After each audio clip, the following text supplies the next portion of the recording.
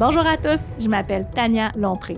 L'éducation, l'immigration, la langue française, ça vous intéresse? Vous êtes au bon endroit parce que moi aussi. Ensemble, on va explorer plusieurs enjeux reliés de près ou de loin à la francisation, à l'immigration, à l'enseignement et à l'apprentissage. On va aussi aborder les politiques publiques et l'actualité qui sont reliées à ces thématiques. De mon côté, moi, je suis une fille super animée par l'idéal de faire du Québec un endroit où tous peuvent s'épanouir en français, avec ou sans accent. J'ai la tête qui foisonne d'idées, d'opinions et de solutions. On sera peut-être pas toujours d'accord, hein? Mais n'est-ce pas une des facettes de la diversité qui fait que c'est vraiment beau chez nous? Alors, bienvenue à tous sur le balado, avec ou sans accent. Bonjour à tous, j'espère que vous allez bien. Bienvenue à ce nouvel épisode d'Avec ou sans accent. Merci d'être à l'écoute. Merci aussi de vos commentaires et en fait des rétroactions que vous avez fait pour les premiers épisodes d'Avec ou sans accent. Ça me fait vraiment chaud au cœur. Donc, n'hésitez pas à continuer à m'écrire ou à continuer à mettre des étoiles sur les plateformes d'hébergement des balados. Ça fait vraiment plaisir à avoir. Aujourd'hui, on est dans un sujet un peu différent. On va se parler d'examen de français. Là, quand je parle d'examen de français, je ne parle pas des examens des enfants ou des adolescents au secondaire. Je ne parle même pas du TECFE, l'examen de français que doivent réussir les futurs enseignants pour obtenir leur brevet d'enseignement du Québec. Donc, on parlera probablement de ce sujet-là un peu plus tard dans la saison, mais aujourd'hui, je vais vraiment vous parler des examens, en fait, des tests d'évaluation que les nouveaux arrivants doivent réussir pour démontrer, là je dis réussir, mais en fait, pas pour réussir, plutôt pour démontrer leur niveau de français si jamais ils veulent immigrer ou rendre leur statut temporaire à permanent. Je m'explique parce que ça peut paraître un peu étrange pour quelqu'un qui ne connaît pas le sujet, mais pour quelqu'un, en fait, qui veut immigrer au Québec, il faut démontrer son niveau de langue. Donc, depuis, en fait, c'est assez récent, là, depuis l'année dernière, depuis juin 2023, pour immigrer au Québec, en fait, dans la grille de sélection, on doit, en fait, démontrer une connaissance minimale du français. Qu'est-ce que ça veut dire, une connaissance minimale? C'est qu'on va demander, en fait, un niveau 5 à l'écrit et un niveau 7 à l'oral pour venir, en fait, s'installer au Québec de façon permanente pour le volet des travailleurs qualifiés. Qu'est-ce que c'est, ça, un niveau 5 puis un niveau 7? On s'en est parlé au dernier épisode, en fait, qui concernait la francisation, que le Québec a une échelle de niveau de langue, hein, donc qui est 1 étant le premier palier de l'échelle, donc qui est un niveau débutant, quelqu'un qui ne parle pas du tout, et un niveau 12 étant quelqu'un qui s'exprime qui est un locuteur natif. Natif, en voulant dire que la langue première ou une des langues premières est le français. Cette échelle-là, en fait, permet de positionner les gens, en fait. Donc, on va vous dire à la fin de l'examen, bien, vous êtes à un niveau 7, bien, pas à la fin de l'examen, en fait, mais à la fin du processus, vous avez l'équivalent d'un niveau 7. Donc, qu'est-ce que c'est un niveau 7? C'est l'équivalent du B2 sur le cadre européen.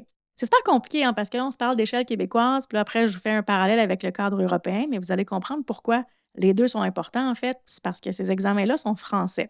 Donc, c'est sûr que les Français n'utilisent pas l'échelle québécoise, donc ils utilisent l'échelle européenne. Et l'échelle européenne, en fait, ne varie pas de 1 à 12. C'est vraiment une échelle qui est positionnée autrement. Donc, on va avoir un niveau A1, A2, B1, B2, C1, C2. Donc, le C2 étant à peu près équivalent de notre 12e échelle et en fait, le B2 étant l'équivalent de notre niveau 7 qu'on offre en francisation au Québec. C'est un peu compliqué. Je vous comprends, là, c'est compliqué. D'ailleurs, moi, je me demande toujours, en fait, pourquoi on n'utilise pas soit le même cadre ou soit on ne va pas au bout de notre démarche au Québec et on assume, en fait, notre échelle et on crée de toutes pièces un nouvel examen qui pourrait positionner sur l'échelle du Québec. Parce que c'est complètement ridicule, mais présentement, le Québec utilise des examens qui sont créés, élaborés en France et qui peuvent être passés au Québec. Hein. Vous pouvez vous inscrire à un test certifié ici, là, un TEF, un TEFAC, un DELF, tout ça, un TCF.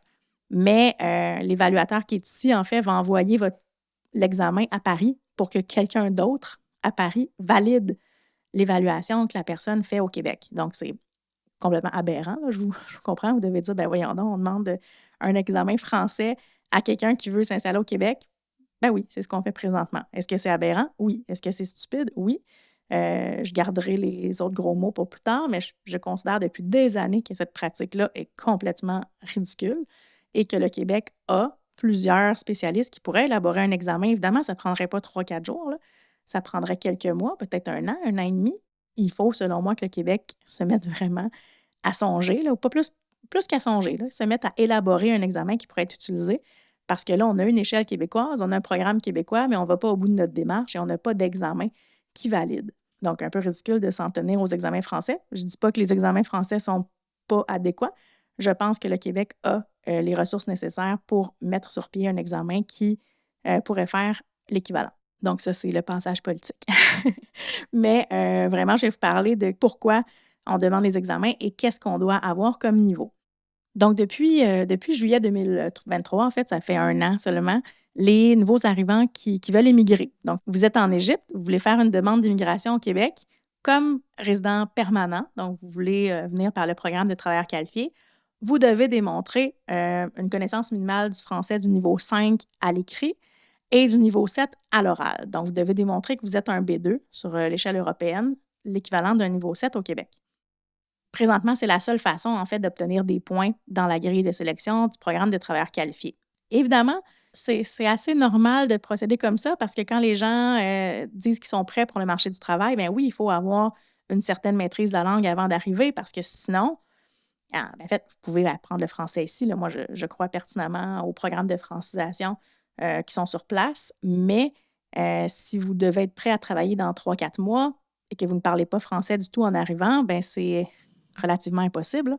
À moins que vous parliez déjà anglais puis vous allez travailler dans un milieu anglophone, mais si vous ne parlez qu'arabe ou si vous ne parlez que tagalog ou si vous ne parlez que dari ou si vous ne parlez qu'espagnol, bien en fait, apprendre le français en 2-3 mois en arrivant au Québec, c'est impossible. Impossible est un mot qu'on pourrait remettre en question, mais disons que pour atteindre un niveau B2, ou en tout cas pour atteindre un niveau 7 au Québec, le programme québécois indique qu'on a besoin de 1400 heures environ d'exposition à la langue là, en classe de langue pour atteindre ce niveau-là. Évidemment, vous pouvez avoir atteint ce niveau-là d'une autre façon qu'en francisation au Québec, là.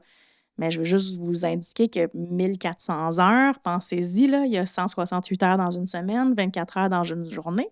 Donc, atteindre un niveau de langue pour lequel vous devez avoir consacré environ 1400 heures d'apprentissage, c'est complexe et c'est beaucoup plus long. C'est ça, c'est complexe et c'est plus long que les gens pensent. Donc, on va demander avant de réussir ces examens-là. En fait, je parle de réussir, mais il n'y a pas vraiment de... Il n'y a pas de réussite, en fait. Est-ce que vous avez atteint le niveau? Tu sais, l'examen, vous ne pouvez pas l'échouer. On peut vous positionner, par exemple, au niveau A1 puis dire, bien, écoutez, vous n'avez pas le niveau suffisant, mais vous n'avez pas échoué l'examen. Tu sais, l'examen vous permet d'aller le plus loin possible, en fait, pour démontrer votre langue, mais il n'y a pas d'échec ou de réussite. Il faut juste atteindre un certain niveau. Donc ça, c'est vraiment pour les gens qui veulent arriver dans le programme des travailleurs qualifiés. Pourquoi, en fait, le Québec fait ça? Bien évidemment, pour que les gens soient aptes au travail plus rapidement. Ça, c'est une des premières choses.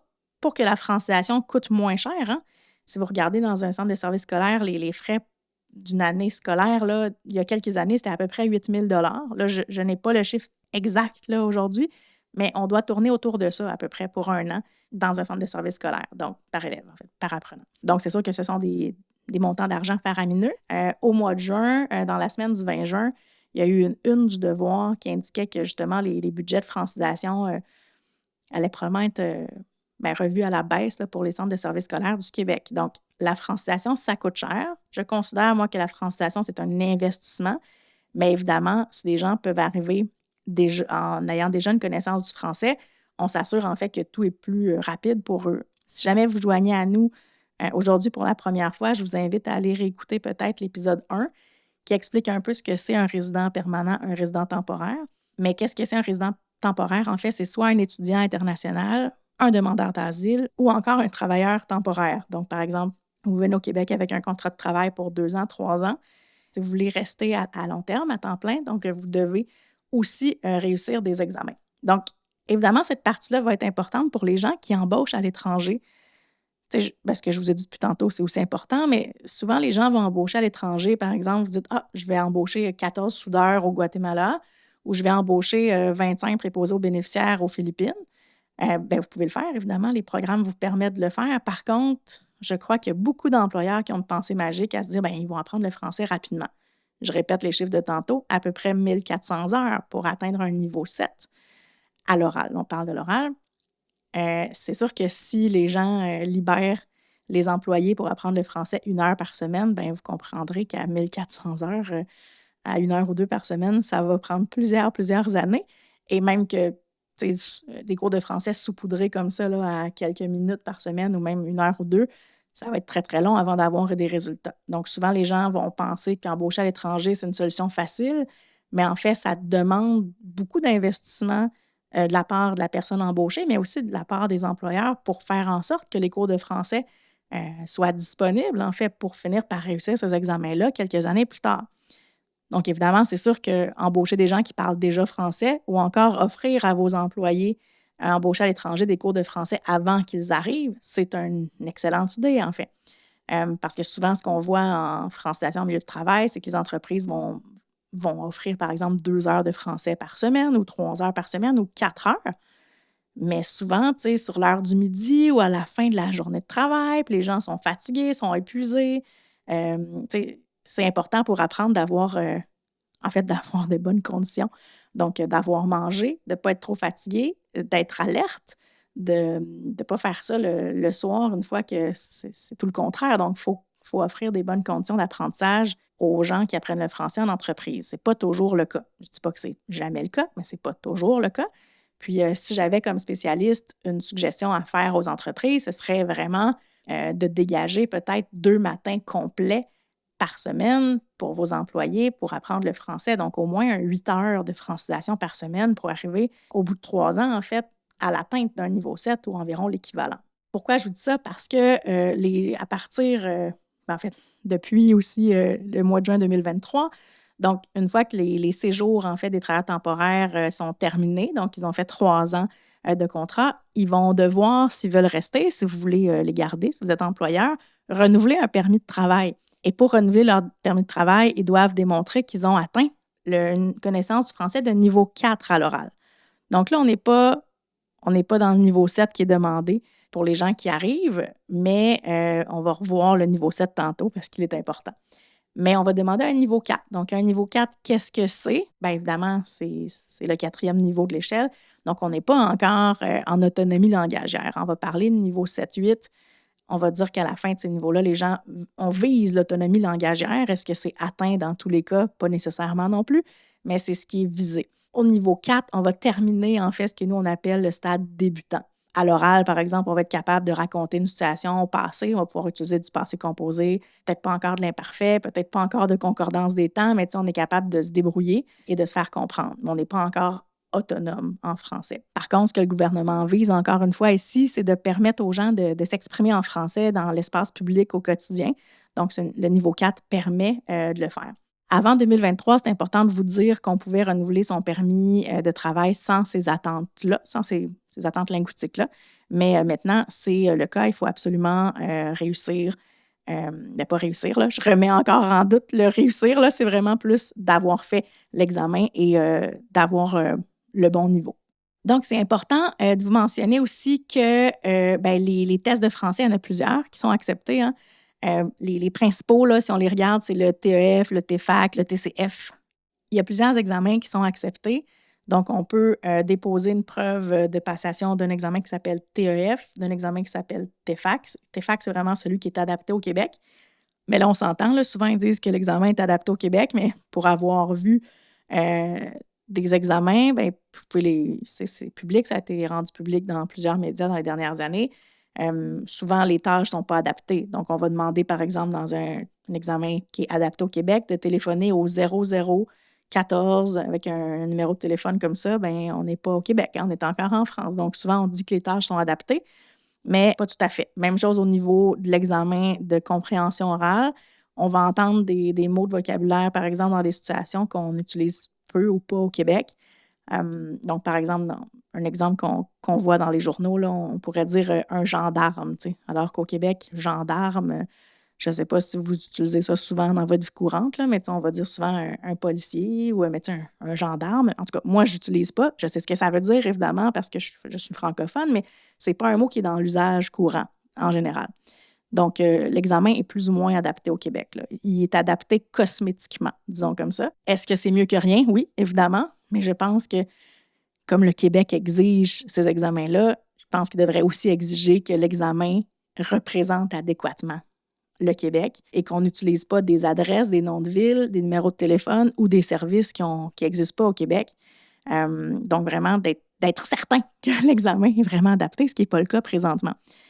Il y a le TCF, il y a le DELF, il y a le DALF. Il y a plusieurs examens. Là, il y a vraiment... ce sont des entreprises qui sont propriétaires de ces examens-là et qui les font... qui sont en charge de les faire passer ou d'avoir des points de service un peu partout dans le monde. Donc, ça m'amène vraiment à la question du départ où je disais, pourquoi il n'y a pas d'examen certifié au Québec? Puis souvent, on va dire, tu sais, ça coûte trop cher, c'est long, l'expertise n'est pas là. Oui, c'est vrai que c'est cher, c'est vrai que c'est long, mais pour l'instant, on n'a pas d'examen adéquat.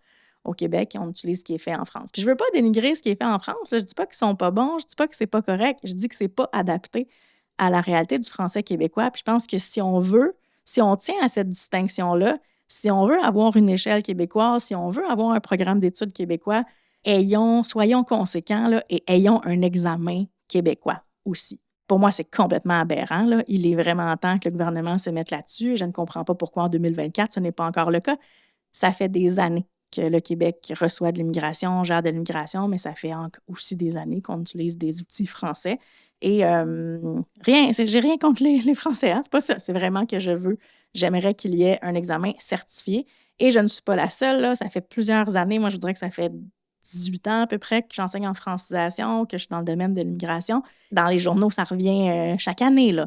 Des gens qui se plaignent d'avoir fait un examen français, qui n'ont pas compris, des centres ou qui vont dire pourquoi on n'a pas un examen québécois. Tu sais, ça revient dans les médias, mais il n'y a jamais de réponse gouvernementale. Là. Pas de son, pas de lumière.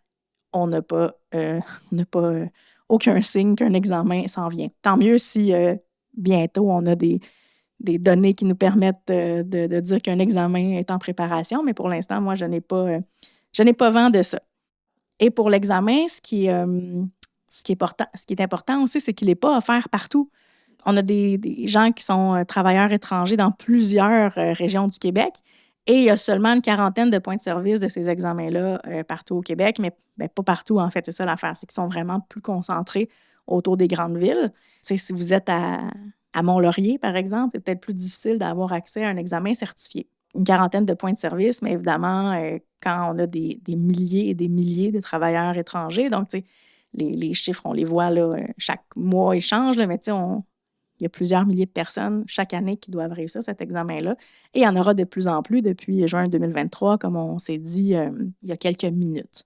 Donc, c'est vraiment important de remettre ce dossier-là au cœur, en fait, des objectifs politiques, là, peu importe où on loge. Là, c'est vraiment, je crois, en fait, que c'est une question que le Québec doit régler dans les prochaines années, surtout si on continue à faire appel aux travailleurs étrangers par milliers et que c'est vraiment une solution à la pénurie de main-d'œuvre. Il faut aussi s'assurer qu'on a une mesure pour que ces gens-là puissent en fait indiquer qu'ils maîtrisent la langue et c'est avec un examen qu'ils vont pouvoir le démontrer. Évidemment, ce serait encore plus facile d'avoir un examen certifié à la fin d'un parcours de francisation. Tu sais, quelqu'un qui se rendrait, par exemple, à la fin du parcours offert au Québec, c'est-à-dire soit le niveau 8 qu'on offre en francisation ou le bloc 4 au niveau du MIFI, l'examen de ce niveau-là pourrait devenir un peu un examen certifié, ce qui n'est pas le cas maintenant.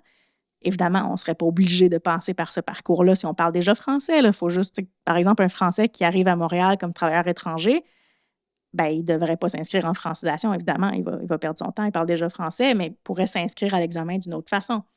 Parce que il faut que je vous dise ça aussi, là, vous êtes français, vous devez quand même passer l'examen. Pas dans tous les cas.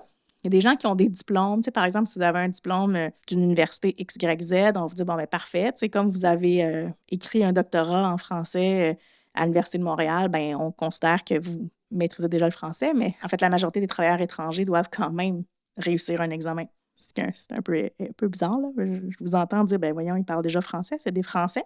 Mais oui, ils doivent quand même se présenter à l'examen. Moi, j'ai été évaluatrice pour ces examens-là pendant plusieurs années. Et je vous dirais qu'à peu près 50% des gens que j'ai eus en évaluation étaient des francophones, majoritairement des Français, mais aussi des Belges, des Suisses, des Africains, donc qui ont déjà un excellent niveau de langue. Et c'est un peu particulier de dire à quelqu'un qui est francophone, bonjour, on va s'asseoir ensemble, puis on va faire un examen de français oral, alors que vous savez très bien qu'ils parlent déjà français. Puis même les gens, souvent, j'ai fait des évaluations, puis les gens se sentaient un peu... je pense qu'ils prennent quand même comme un jeu. Là. Ils vont jouer le jeu, ils vont faire l'examen avec nous parce que c'est un examen de jeu de rôle. Hein. Donc, quand on parle de jouer le jeu, il faut vraiment jouer. Là. Par exemple, vous avez... là, je ne vous dis rien de confidentiel, là, c'est des informations que vous pouvez trouver en ligne, Par exemple, vous allez avoir une information sur un traiteur, puis là, vous devez appeler le traiteur pendant 5 minutes pour obtenir des informations parce que vous voulez organiser un dîner, par exemple. Donc, vous devez téléphoner pour voir combien ça coûte par personne, quel est le menu, qu'est-ce que je peux choisir, est-ce que vous faites aussi la décoration, blablabla. Donc, les gens doivent parler, poser des questions pendant 5 minutes. Donc, c'est vraiment un jeu de rôle. Donc, c'est sûr que les gens souvent vont dire, je parle déjà français, mais ils vont faire le jeu. Ils savent qu'ils doivent démontrer. Ils savent que c'est enregistré, que c'est envoyé à Paris, puis que quelqu'un d'autre va les écouter.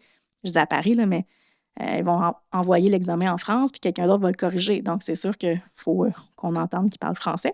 Mais oui, les Français doivent aussi, là, pas tous, là, comme je vous disais, s'ils ont un diplôme au Québec, dans une université, tout ça, c'est sûr qu'ils ne le passent pas, mais quelqu'un qui serait ici avec un permis de travail doit démontrer quand même son niveau de langue, ce qui est un peu ridicule. Puis là, évidemment, c'est pas général. Comme je dis, c'est pas toutes les personnes, là, mais la majorité doivent réussir quand même l'examen. Puis, il y a une thèse de doctorat super intéressante qui a été faite sur les examens certifiés en 2022, donc par Madame Dr. Ince de l'Université de Montréal, qui a fait cette thèse-là et qui indique en fait qu'il y a un problématique aussi un peu de jugement des évaluateurs. Hein. Donc, si on a 12 évaluateurs qui évaluent la même personne, mais on n'aura pas nécessairement 12 fois le même résultat. Et bien, on ne sait pas non plus qui écoute à Paris et qui revalide le résultat. Donc, c'est un peu, disons qu'il peut y avoir quelques biais. Évidemment, c'est sûr qu'avoir 2 évaluateurs qui ne se connaissent pas, qui ne se sont pas parlé, c'est bien, là. Mais c'est sûr qu'il n'y a pas un examen qui est parfait non plus, selon moi. Évidemment, le fait que des gens qui soient travailleurs étrangers aient besoin de francisation pour réussir les examens ou pour faire cet examen-là. Donc, évidemment, c'est sûr que les entreprises vont avoir besoin souvent d'avoir de la francisation au milieu de travail sur place dans leur entreprise, tout ça.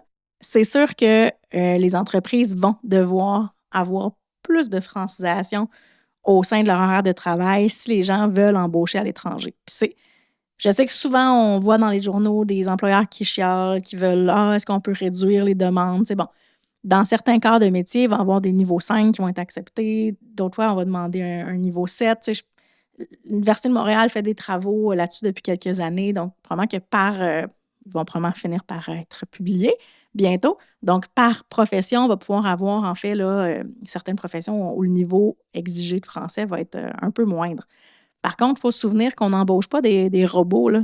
Les gens qui sont ici vont devoir échanger avec la société, aller à l'épicerie, aller chez le médecin, aller chez le pharmacien, avoir une rencontre de parents avec l'enseignant de leurs enfants, inscrire leurs enfants à la garderie, parler avec des gens au travail. Donc, il faut offrir un bon service de francisation d'entreprise. Il faut que des enseignants soient formés pour enseigner la langue, justement, en contexte hors classe. Il faut organiser vraiment des services. Là, depuis plusieurs années, les cours de francisation de soir à temps partiel, les demandes explosent parce que, en fait, les gens travaillent pendant la journée. Donc, ils vont travailler, puis après, ils vont aller se franciser. Mais pour avoir enseigné pendant des années de soir, souvent, les gens sont fatigués, sont épuisés. Ils ont travaillé 40 heures dans leur semaine, puis ils viennent après en francisation 12 heures, 15 heures, 16 heures par semaine en soirée. C'est un gros, gros investissement. Je pense aussi que le gouvernement a un travail à faire avec les entreprises, avec les consultants qui embauchent à l'étranger. Il faut que ce soit connu. Il faut que les gens comprennent comment fonctionnent les niveaux. Il faut qu'on comprenne quel est l'investissement demandé pour apprendre la langue. C'est le fun là, de se dire hey, moi, je m'en vais travailler au Québec pendant 3 ans. Je vis une nouvelle expérience. Puis souvent, les gens ils utilisent cette expérience-là pour rester. Ils veulent rester au Québec. C'est sûr que les conditions de vie sont meilleures ici qu'au Salvador. Il n'y a aucun doute là-dessus. Mais si on leur dit vous devez atteindre tel niveau de langue, la personne va pouvoir s'engager dans son apprentissage peut-être avant d'arriver. Va télécharger des applications pour apprendre sur un téléphone, va faire, peu importe, on peut commencer à apprendre avec Duolingo, avec un prof en ligne, avec des cours que l'entreprise nous donne avant d'arriver, après qu'on soit arrivé, pendant qu'on est là. Mais c'est important de ne pas se dire, c'est pas grave, on n'investit pas dans la francisation de nos employés parce que, dans le fond, c'est pas notre responsabilité. C'est pas vrai. C'est une responsabilité partagée entre la personne qui arrive, mais aussi entre l'entreprise qui doit offrir un service adéquat pour que la francisation fonctionne. Puis pas juste pour réussir un examen, hein, parce que souvent, on va dire « Ah oui, faut qu'ils apprennent le français pour l'examen. Ben non. T'sais, quand on enseigne pour un examen, il y a beaucoup de recherches qui ont été faites. T'sais, aux États-Unis, on va parler du concept de teach to the test. T'sais. Donc, c'est sûr que les gens peuvent étudier un examen, tout ça, sauf que d'un autre côté, c'est pas ça qu'on veut. On veut pas que les gens apprennent le français pour réussir un examen. On veut que les gens apprennent le français pour participer à la société québécoise, puissent discuter avec la serveuse au restaurant, avec leurs collègues de travail, d'aller rencontrer l'enseignant de son enfant, de parler à un médecin, de parler avec son voisin. T'sais, c'est ça qu'on veut, en fait. On ne veut pas que les gens réussissent un test pour réussir un test. On veut que ces gens-là deviennent actifs dans la société québécoise, deviennent québécois. Donc, c'est pas trop demandé à tout le monde, en fait, parce que c'est une responsabilité de tout le monde. T'sais, oui, il y a une pénurie de main-d'œuvre, peut-être. T'sais, dans certains secteurs, on a besoin de gens. Maintenant qu'on sait ça, comment on peut les franciser avant qu'ils arrivent, pendant qu'ils sont sur place, pas juste pour un examen, mais que l'employeur soit au courant de tout ça, qu'il mette les ressources en place, que l'apprenant aussi soit au courant de toutes ces démarches-là, des niveaux de français qu'il doit atteindre, qu'il comprenne en fait l'investissement nécessaire. Puis ensuite, que le gouvernement aussi demande aux employeurs de mettre des choses en place puis offre aussi des services. Fait que, tu sais, tout le monde doit mettre l'épaule à la roue. Tu sais, apprendre une langue, c'est pas ton employeur qui va te la faire apprendre, c'est pas le gouvernement, c'est toi-même. C'est l'apprenant qui va s'investir dans cet apprentissage-là. Donc, je pense vraiment que si on veut que ça fonctionne mieux, en fait, et que la francisation se passe bien pour les gens qui veulent pérenniser leur statut au Québec, ben il faut offrir des bons services en francisation en milieu de travail. Donc, j'espère que vous avez appris certaines choses aujourd'hui. Donc, évidemment, si vous êtes une entreprise et que vous avez besoin de comprendre un peu comment ça marche, vous avez besoin de plus de détails, si vous avez besoin de mettre sur pied des programmes, n'hésitez pas à m'appeler. Si vous êtes enseignant en francisation en milieu de travail, ben n'hésitez pas non plus à prendre contact avec moi si je peux vous accompagner ou si vous avez besoin de quoi que ce soit. Donc, je vous souhaite vraiment une bonne journée. On se revoit dans 2 semaines, puis merci d'avoir été là. Merci infiniment d'avoir écouté avec ou sans accent aujourd'hui.